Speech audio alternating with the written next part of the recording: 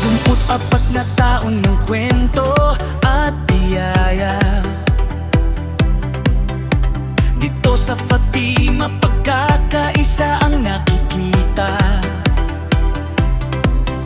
Sa bawat sulok may ngiti at may pag-asa. Lalo na sa FBR Blitz, laging nagkakaisa.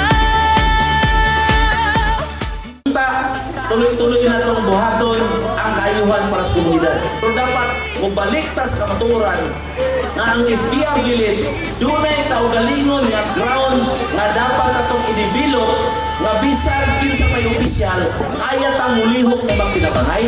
Mahimo ta usa ka tibay na leader o nangulo nga mahimong sundubon sa batanon. Ako kumunod sa third. Maayos ta ni dili na agwapo pero mas lindot compare sa unang kapanahonan. Muna akong gustong ibilin diri sa itong lugar o gusto na ko nang mapingan. Enjoy ang gabi! I-enjoy ang ka-34 na pagsaulog. O pa na itong tanan, usa ka, malipayon o bagong pagbangon sa ika-34 na pagsaulog sa itong kamugnahan sa FBR Village. Muna yung 39.2 hectares ng libahin sa 5 kapuro. Si Binten, si Bindane, PC, and D. Mabuhay ang Tatay FBR, mabuhay ang Barangay Fatima para sa Kapuswa. Ng bawat pamilya, tunay na serbisyo, hatid ay ligaya. At kay Kapitan Ray, kurit na laging bida, namumuno ng tapat, may puso para sa masa.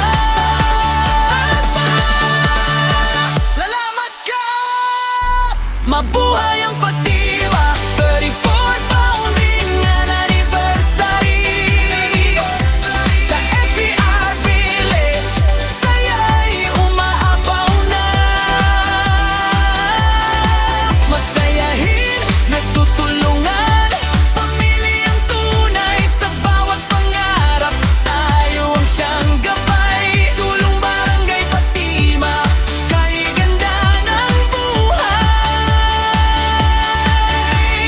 Kahit anong dumaan, bagyo man o pagsubok, ang FBR laging may